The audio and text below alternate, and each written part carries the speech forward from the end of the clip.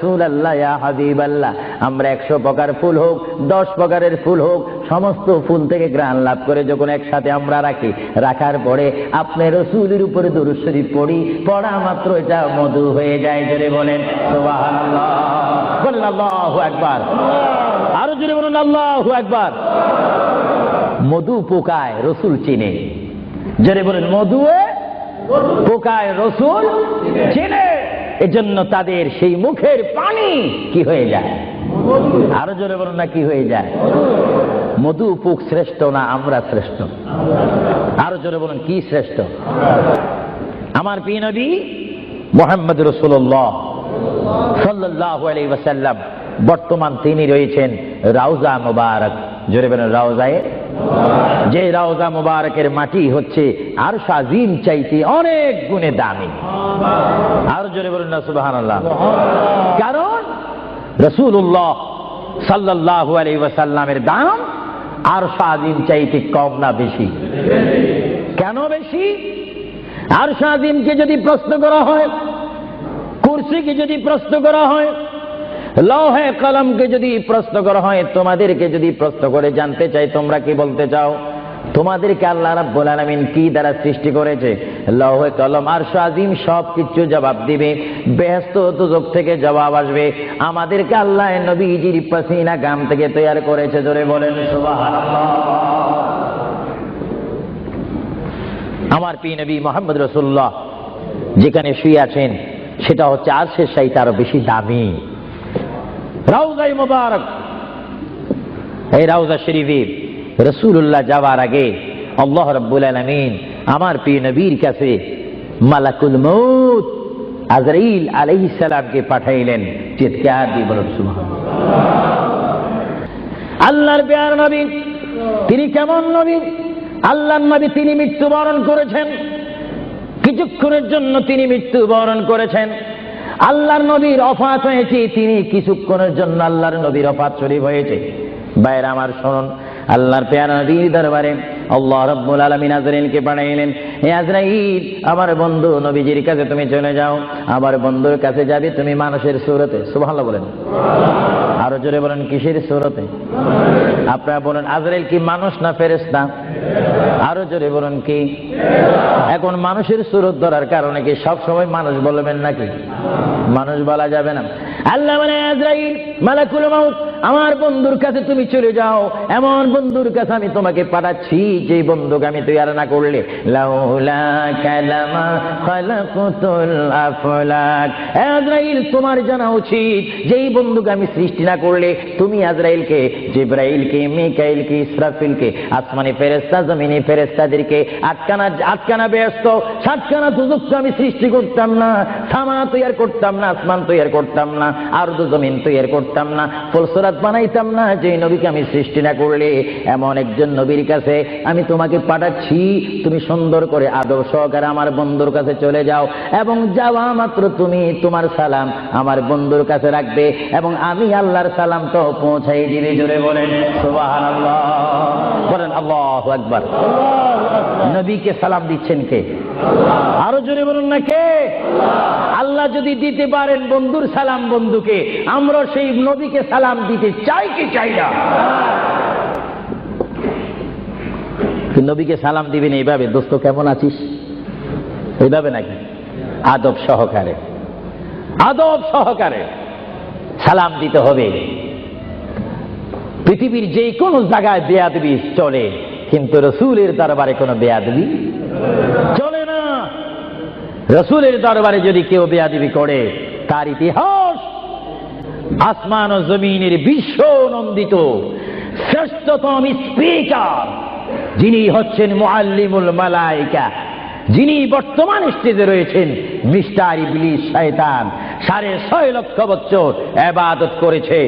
রাসূলুল্লাহর নূর মুবারক অস্বীকার করার কারণে সঙ্গে সঙ্গে আমার আল্লাহ ফতোয়া দিয়েছেন আবা ওয়াস্তাগবারা ওয়া কানা মিনাল কাফিরিন।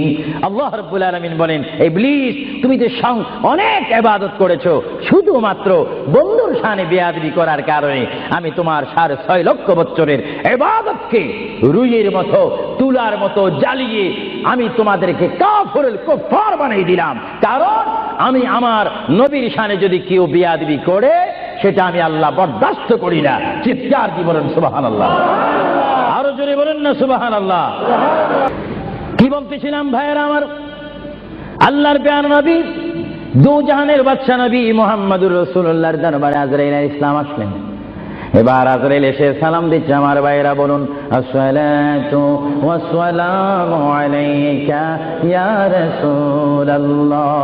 সবাই জোরে বলেন মুহাব্বতে। ফেরেশতারা ক্যাসেট করতেছে, এই সালামের আওয়াজ অবশ্যই নিজ কানে হাসরের ময়দানে শুনতে পারবেন। চিৎকার দিয়ে বলেন সুবহানাল্লাহ। আমার বুড়ো বুড়ো বাবারা, আমার যুবক ভাইয়েরা, আমার জ্ঞানী গুণী ভাইয়েরা, শিক্ষিত ভাইয়েরা, মা বোনেরা, সবাই বলুন আসসালাতু ওয়াসসালামু আলাইকা ইয়া রাসূলুল্লাহ, আসসালাতু ওয়াসসালামু আলাইকা ইয়া হাবিবাল্লাহ। আজরাইল আমার নবীর ঘরের দরজার মধ্যে যখন আসলো, আমার নবীর কাছে যখন চলে আসলো, আজরাইল যখন সালাম দিচ্ছে, বিশ্বের শ্রেষ্ঠ মহিলা, জান্নাতের কোটি কোটি কোটি কোটি নারী সমাজের সরদার হযরত ইমাম হুসাইন ও হাসাইনের মা, বিশ্বের শ্রেষ্ঠ নারী মা ফাতেমা ওই মুহূর্তে ঘরের মধ্যে তিনি উপস্থিত ছিলেন। জোরে বলেন সুবহানাল্লাহ।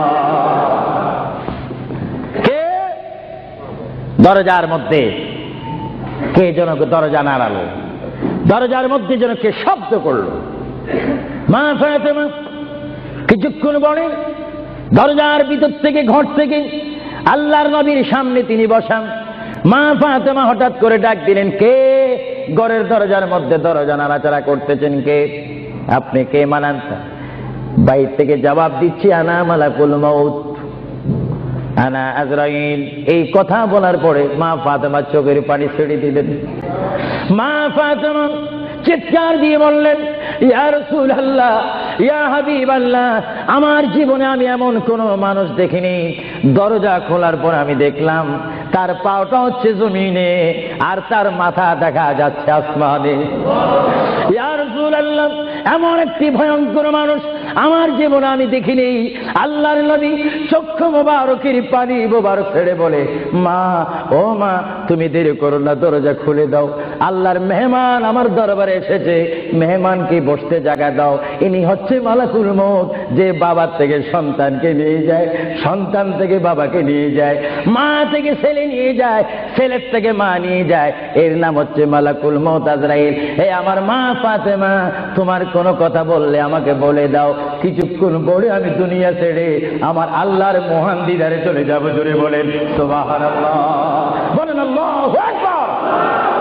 আরো জোরে বলেন আল্লাহু আকবার। আমরা মহান আল্লাহ চাই কি চাই না? আরো জোরে বলেন চাই কি চাই না? যদি মহান আল্লাহ চেতে হয়, পেতে হয়, মানতে হয়, একটি মাত্র আদর্শ আমাদেরকে জমিনে মানতে হবে, রাখতে হবে। যে আদর্শের প্রতীক ওয়ালার নাম সবাই বলেন মুহাম্মাদুর। আরো জোরে বলেন না মুহাম্মাদুর। মা ফাতেমা কাঁদতে শুরু করলেন, আমার নবীও কাঁদতে শুরু করলেন। মা ফাতেমা বলে, ইয়া রাসূলুল্লাহ, ইয়া হাবিবাল্লাহ, বুঝিছি মনে হয় আপনি চলে যাবেন, না হয় আমি চলে যাব। আল্লাহর প্যারে নবী কেন্দে কেন্দে বলে, ফাতেমা, আমি চলে যাব। আমার নবুয়তের দায়িত্ব, আমার উপরে যা দায়িত্ব ছিল আমি সব দায়িত্ব কমপ্লিট করেছি। হ্যাঁ ফাতেমা, শুধু আমি বিশ্ববাসীর জন্য নবী নয়, বিশ্ববাসীর জন্য আমি শুধু রহমত নয়, কবরের মধ্যে যারা অবস্থান করেছে তাদের জন্য আমি পয়গাম্বার। আমার দায়িত্ব যেমন দুনিয়াওয়ালাদের জন্য রয়েছে, তেমন কবরের মধ্যে যারা গিয়েছে তাদের জন্য রয়েছে। আজকে আমি যদিও দুনিয়া থেকে চলে যাই, কবরের মধ্যে কোটি কোটি উম্মত রয়েছে, তাদের জন্য আজকে আনন্দের দিন। জোরে বলেন সুবহানাল্লাহ। আরো জোরে বলেন সুবহানাল্লাহ। আমার নবী যেমন দুনিয়ার নবী, তিনি তেমন আখিরাতেরও নবী। তিনি যেমন বিশ্ববাসীর জিন্দা যারা রয়েছেন, নারী সমাজ, মহিলা সমাজ, পুরুষ সমাজ, আমাদের জন্য নবী যেমন রহমত। যারা কবরের মধ্যে নারী পুরুষ অবস্থান করেছে তাদের জন্য আমার নবী রহমত। চিৎকার দিয়ে বলেন সুবহানাল্লাহ।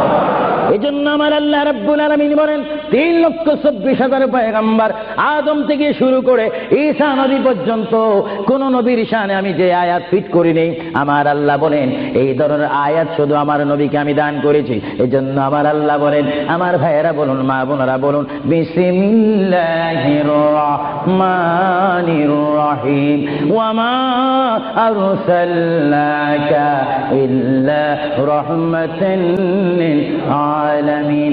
আমার আল্লাহ বলে, হাবিব, হে আমার বন্ধু, হে মুহাম্মদুর রাসূলুল্লাহ, আপনাকে আমি আসমানের জন্য, জমিনের জন্য, আরশের জন্য, কুরসির জন্য, মানুষের জন্য, জিন জাতির জন্য, ফেরেশতার জন্য, আমার সৃষ্টির মধ্যে যত সৃষ্টি রয়েছে সকল সৃষ্টির মালিক হচ্ছে আমি আল্লাহ রাব্বুল আলামিন। আর সকল সৃষ্টির জন্য রহমত হচ্ছেন আপনি রহমাতুল লিল আলামিন। হাবিব, আমি আল্লাহ, যেখানে আল্লাহর ক্ষমতা থাকবে সেখানে আপনার রহমতের ক্ষমতা অবশ্যই থাকবে। জোরে বলেন সুবহানাল্লাহ, বলেন আল্লাহু আকবার। যেখানে আমার আল্লাহ বলেন সেখানে মুহাম্মাদুর, আরো জোরে বলেন, যেখানে আল্লাহ সেখানে মুহাম্মাদুর। প্রিয় ভাইয়েরা আমার, মুহাম্মদ রাসূলুল্লাহর দরবারে মালাকুল মউত অবস্থান করেছেন, উপস্থিত হয়েছেন, এসে গেল আল্লাহর প্যারা নবী মুহাম্মদ রাসূলুল্লাহ সাল্লাল্লাহু আলাইহি ওয়াসাল্লাম। মা ফাতেমাকে ডাক দিয়ে বলে, হে আমার কন্যা ফাতেমা, তোমাকে আমি জানিয়ে দিতে চাই আমার আর বেশি সময় নেই। তোমার যদি কোনো কথা থাকে তুমি আমাকে বলে দাও, আমি তোমার কথাগুলো শুনবো।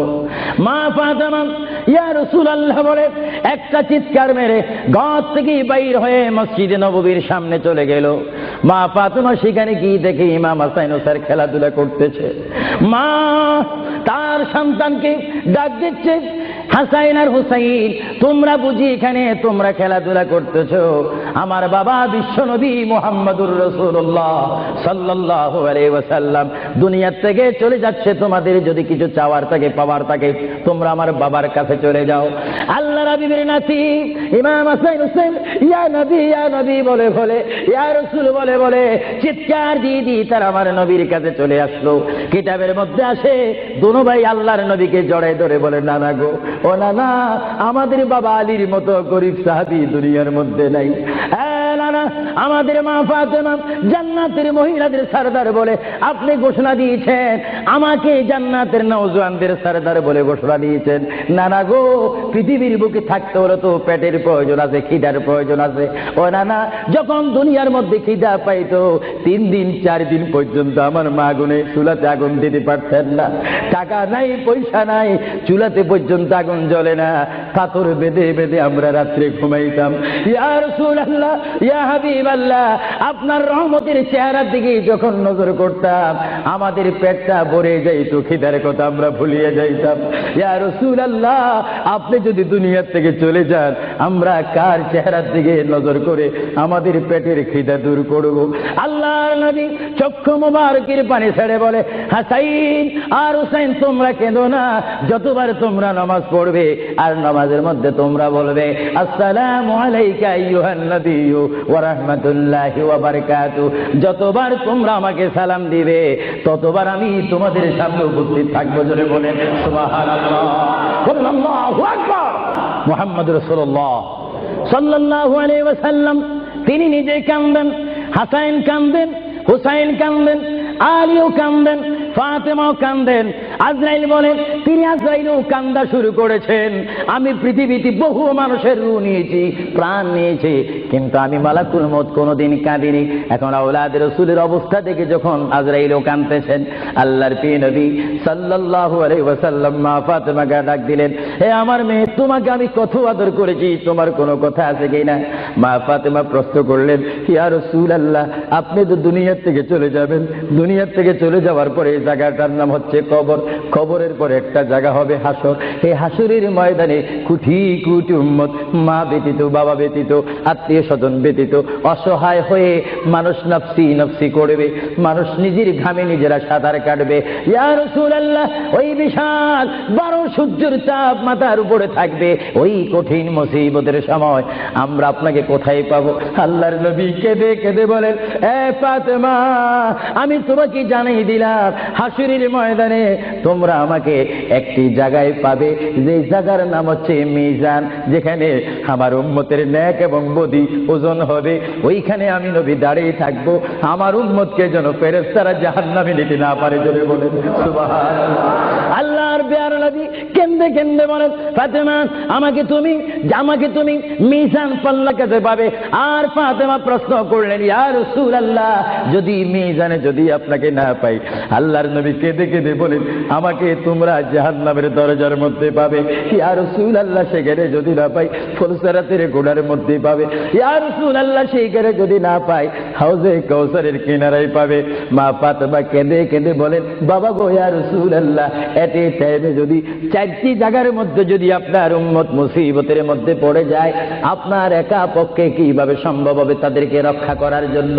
আল্লাহ হাবিব চোখের পানি ছেড়ে বলে, ফাতেমা তুমি আমাকে এতক্ষণ চিনতে পারো না গো ফাতেমা, তুমি জগতের বাবার মতো আমাকে বাবা মনে করো না। ফাতেমা, আকাশে যখন বৃষ্টি হয়, ওই বৃষ্টি পড়ার আগে আকাশে বিজলি মারে ঝিলিক মিলিক করে। ফাতেমা, আমার উম্মত গুনাহগারকে আমি রক্ষা করার জন্য বৃষ্টির মতো হাসরের ময়দানে দৌড়াদৌড়ি করব, একটা উম্মত তো আমি জাহান্নামে যাইতে দেব না। করে বলেন সুবহানাল্লাহ। আল্লাহর প্রিয় নবী, দো জাহানের বাদশা নবী মুহাম্মদুর রাসূলুল্লাহ সাল্লাল্লাহু আলাইহি ওয়াসাল্লাম, তিনি কেমন নবী? আল্লাহর প্যারা নবী, দো জাহানের বাদশা নবীকে তিনি ফাতেমার সাথে এই কথাগুলা বললেন। এই জন্য আমার ভাইয়েরা, যারা জ্ঞানী গুণী ভাইয়েরা রয়েছেন, জীবন পেয়েছি, জীবনটা পাওয়ার আগে মায়ের পেটের মধ্যে ছিলাম, মায়ের পেটে আসার আগে আমরা রুহ জগতের মধ্যে ছিলাম, রুহ জগতে আসার আগে আমরা কুদরতের মধ্যে ছিলাম। ভাইয়েরা আমার, প্রথম ছিলাম কুদরতের মধ্যে, তারপর আমি আপনি এসেছি আলমে আরওয়াহ রুহ জগতের মধ্যে, তারপরে বাবা এবং মায়ের মাধ্যমে আমরা এসেছি মায়ের পেটের মধ্যে।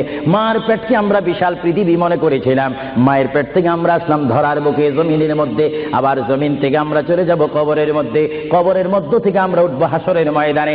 হাসরের ময়দান কঠিন ময়দান হবে, যেই ময়দান নাম হাসরের ময়দান, যে ময়দানে 12টি সূর্যের তাপ এক মোড়ম হাতের উপরে থাকবে। নিজেরা নিজের গামী সাঁতার করবেন, ইয়া নাফসি বলে বলে আমরা চিৎকার মারবো সেই হাসরের ময়দানে, কঠিন মুসিবতের ময়দানে। 50,000 বছর আপনাকে আমাকে অবস্থান করতে হবে।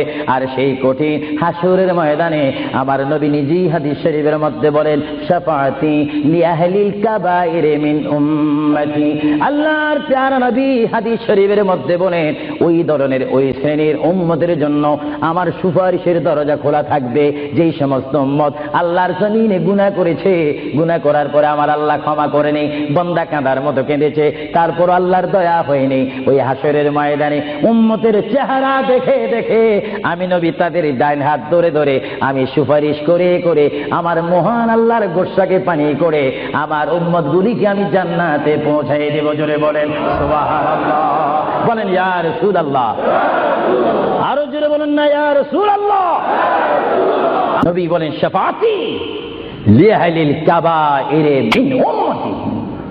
আমার গুনাহগার উম্মত, যাদের অন্তরে আমার প্রেম ভালোবাসা রয়েছে, আমি রাসূল পাখির মতো উড়িয়ে উড়িয়ে হাসরের ময়দানে আমার উম্মতগুলিকে আমি ডান হাতে ধরে ফুলসিরাত না দেখে মতো তাদেরকে আমি জান্নাতে পৌঁছাই দেব। বলেন না সুবহানাল্লাহ। এই ক্ষমতা রাসূলুল্লাহকে দিয়েছেন কে? আরো জোরে বলুন কে? এবার আমার নবী মালাকুল মউত আজরাইলকে ডাক দিলেন, মালাকুল মউত আজরাইল, তুমি তোমার কাজ করতে পারো। আজরাইল ইসলাম বলে, ইয়া রাসূলুল্লাহ, দেখেন আমার নবীর মউত কি রকম। আজকে অনেকে বলেন নবীর মরে গিয়েছে, ভালো কথা তারা জানেন না বলে এই কথা বলেন। আমি ভাই ফিতনা চাই না, ঝগড়া চাই না, কাটাকাটি চাই না, কিন্তু কেউ যদি কাউকে গালি দেয়, কিন্তু গালির যদি কিছু জবাব দেওয়া না হয়, তাহলে গালিটা সত্য হয়ে যায়। এর জন্য মাঝে মাঝে আমি কিছু বলি, কিন্তু ঝগড়া করা আমাদের ইসলামের দায়িত্ব নয়। আমাদের ইসলামিক দায়িত্ব হচ্ছে কু আনফুসাকুম ওয়া আহলিকুম নারা। আল্লাহ বলে, বান্দারে তুমি নিজেই জাহান্নামের আগুন থেকে বাঁচো, তোমার আহলকে, তোমার জাতিকে, তোমার দেশকে বাঁচাও। তুমি নিজেই জাহান্নামের আগুন পছন্দ করো না, কেউ যাক সেটাও পছন্দ করো না, নিজেও জাহান্নাম থেকে মুক্তি দিয়ে জান্নাত অবস্থান করো, অপরকেও জান্নাতে যাওয়ার দাওয়াত দিয়ে দাও। জোরে বলেন সুবহানাল্লাহ। হ্যাঁ ভাইরা আমার, আল্লাহ রাব্বুল আলামিনের প্রিয় নবী মুহাম্মদুর রাসূলুল্লাহ সাল্লাল্লাহু আলাইহি ওয়াসাল্লাম আজরাইলকে বললেন, আজরাইল এবার তোমার কাজ তুমি করো। আজরাইল বলে, হুজুর আমি ততক্ষণ পর্যন্ত কাজ করব না যতক্ষণ পর্যন্ত আপনি ইজাজত না দিবেন। সুবহানাল্লাহ বলেন। কি চাচ্ছেন? ইজাজত, হুকুম চাচ্ছেন। হুজুর আপনি যদি হুকুম না করেন আপনার প্রাণটি নেওয়ার ক্ষমতা আমার নেই।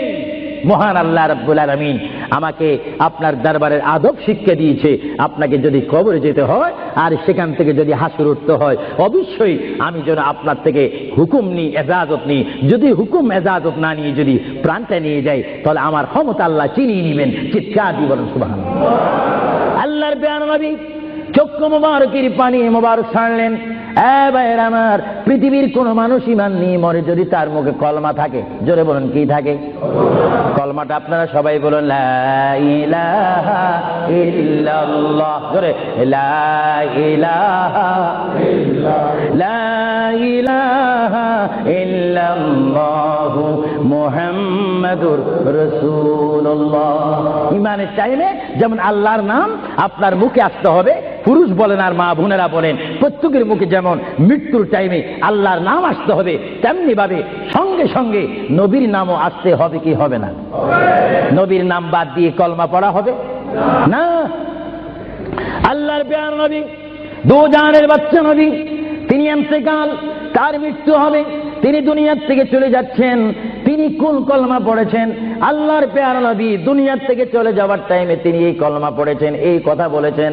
আমার ভাইয়েরা বলুন, রব্বি হাবিলি উম্মতি, রব্বি হাবিলি উম্মতি। আল্লাহ, আমি এখন পৃথিবীর থেকে চলে যাব, যাওয়ার টাইমও তোমাকে ডাক দিচ্ছি, রব্বি, হে আমার রব, রব্বি, হে আমার আল্লাহ, হাবিলি উম্মতি, তোমার কাছে আর কিচ্ছু চাই না, আমার উম্মত গুলাকে মাফ করে আমাকে দিয়ে দাও। জোরে বলেন সুবহানাল্লাহ, বলেন আল্লাহু আকবার। কিন্তু মানুষ যখন কবরে যায় কলমা পড়তে হয় কি হয় না? ঈমান। কিন্তু আমার নবী যদি আমাদের মতো মানুষ হয়ে থাকেন, তিনি কাল কলমা পড়ে কবরে গিয়েছেন।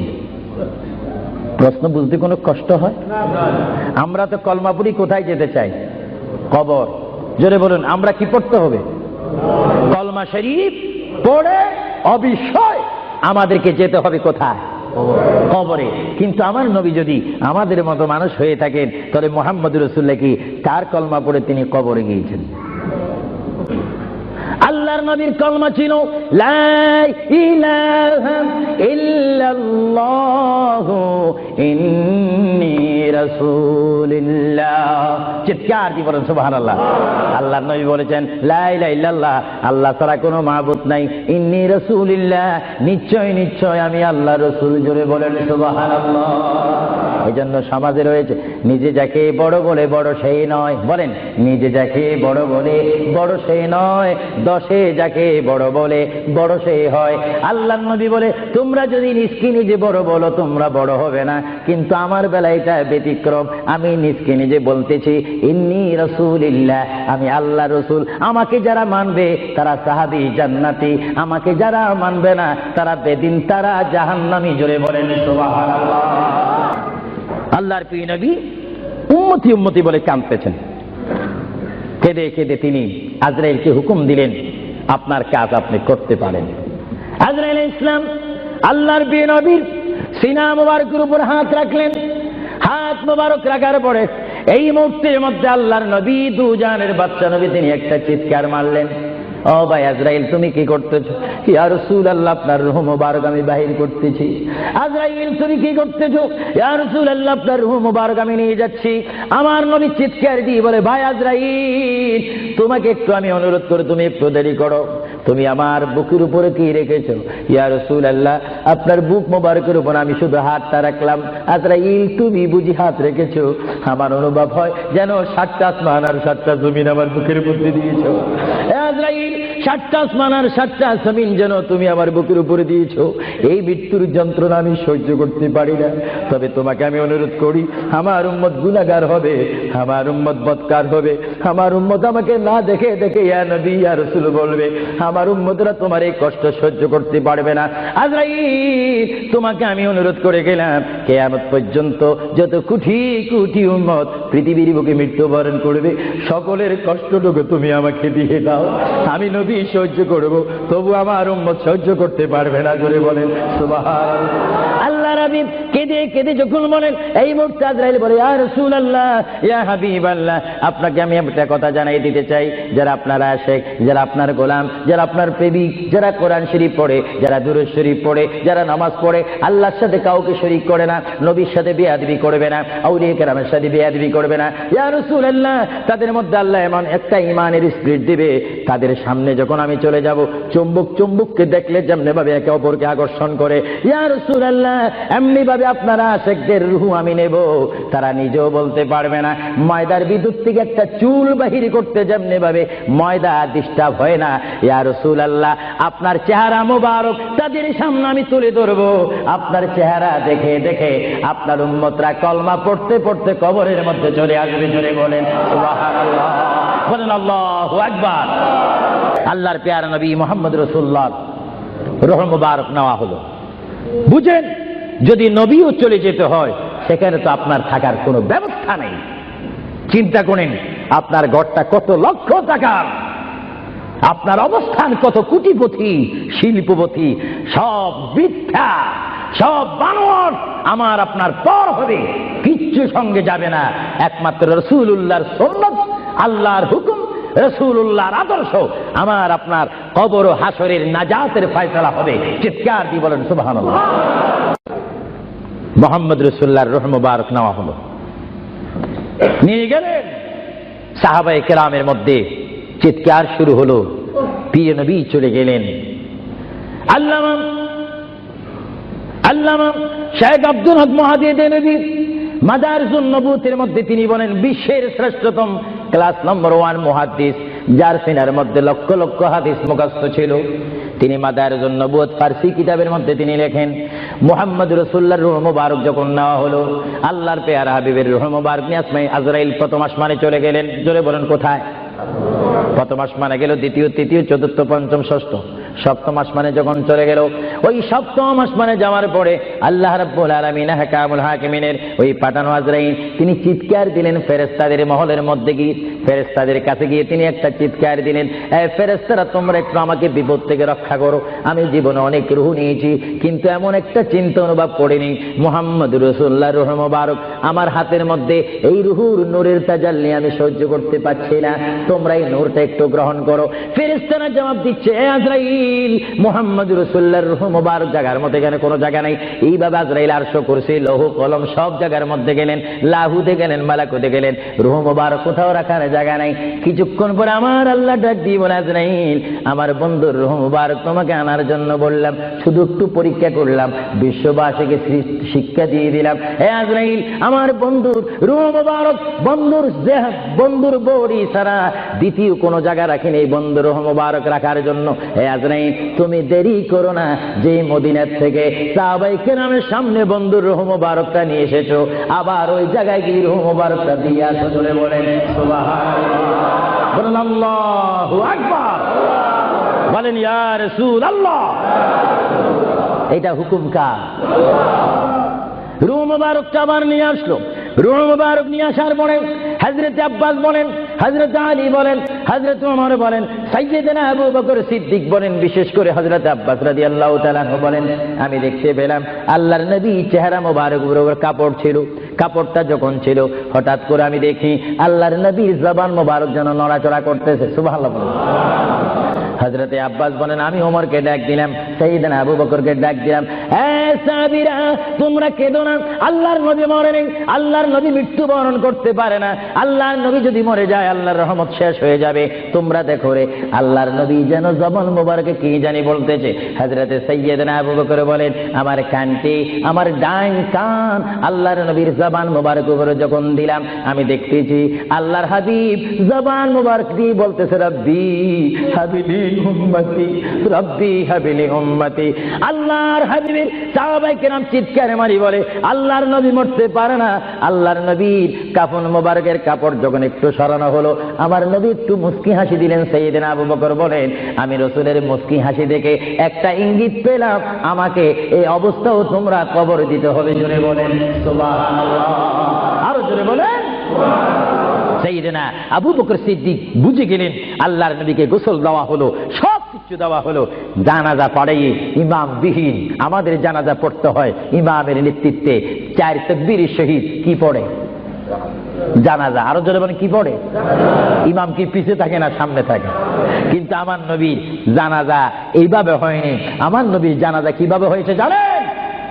কুররাতুল ওয়াইজিন দুররাতুন নাসিহিন কিতাবের নাম বলে দিচ্ছি মাআরিজুন নবুওয়াত, কিতাবের নাম বলে দিচ্ছি মাকামে নবুওয়াত, শাওয়াহিদুন নবুওয়াত।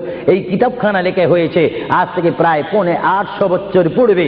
আল্লামা আব্দুর রহমান নুরউদ্দিন জামি রহমাতুল্লাহ আলাইহি কিতাবের মধ্যে উল্লেখ করেন মুহাম্মদুর রাসূলুল্লাহ সাল্লাল্লাহু আলাইহি ওয়াসাল্লাম এমন একজন পয়গম্বর যার মৃত্যু এমন একটা মৃত্যু হয়েছে যিনি কবর শরীফে যাওয়ার আগে তার নামাজে জানাজা পড়েছেন। সমস্ত ফেরেশতারা এসে তাওয়াফ করে করে, সমস্ত সাহাবীরা চতুর্দিকে তাওয়াফ করে করে, দুরূদ শরীফ পড়ে পড়ে নবীকে কবরের মধ্যে নিয়েছেন। জোরে বলেন সুবহানাল্লাহ। তোর নবীর জানাজা, আমাদের জানাজা যেমনি ভাবে পড়া হয় নবীর জানাজাও তেমনি ভাবে পড়া হয়নি। কারণ আমাদের জন্য, মৃত্যু ব্যক্তির জন্য জানাজা কি ফরজে কিফায়া, আর আমার নবী কি মরা না জিন্দা? আওয়াজ বোঝা যায় নবী মরে গেছে। আরো জোরে বলেন নবী মরা না জিন্দা? আপনার মদিনা শরীফ যান, মরা নবীর কাছে না জিন্দা নবীর কাছে? নামাজে দিয়ে নবীকে সালাম দিচ্ছেন, মরা নবী না জিন্দা নবী? এই জন্য আমার মা বোনকে আমি বলবো, আমার বাবাদেরকে বলবো, আমার নওজোয়ান ইসলামিক সেই সৈনিকদেরকে বলবো, আহলে সুন্নাত ওয়াল জামাতের কর্মী বাহিনীকে বলবো, আপনারা যখন নামাজ পড়বেন, নামাজের মধ্যে যখন সালাম দিবেন, আত্তাহিয়াতু পড়তে গিয়ে আসসালামু আলাইকা আইয়ুহান নবিয়্যু যখন বলবেন, নিয়ত রাখবেন, খেয়াল রাখবেন, ধারণা করবেন নবী আপনার সামনে, নবী আপনাকে দেখতেছে। যদিও আপনি না দেখেন, এই চিন্তা অনুভব করে যদি আপনি নামাজ পড়েন, এই নামাজটা আপনার জন্য হয়ে যাবে মেরাজ এবং বেহেশতের তালা খোলার চাবি। চিৎকার দিয়ে বলেন সুবহানাল্লাহ। এই জন্য রাসূলুল্লাহ বলেন আসসালাতু মিফতাহুল জান্নাহ, এবং অন্য হাদিসে বলা হচ্ছে আসসালাতু মিরাজুল মুমিনিন, নামাজ হচ্ছে ইমানদারের জন্য মেরাজ। কাদের জন্য মেরাজ? যারা নবী ওয়ালা হয়ে, নবীকে মহব্বত করে, আল্লাহর ভয়ে নামাজ পড়বে, সে নারী হোক আর পুরুষ হোক, তার জন্য ওই নামাজটা জান্নাতের দরজা খোলার চাবি হয়ে গেল। চিৎকার দিয়ে বলেন সুবহানাল্লাহ। আমরা নামাজ পড়তে চাই কি চাই না? আরো জোরে বলেন চাই কি চাই না? একটু দরুদ শরীফ পড়েন।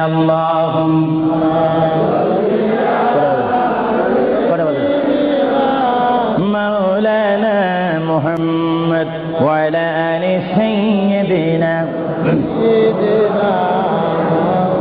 এটা জোরে জোরে মুহাব্বতে বলুন আল্লাহ।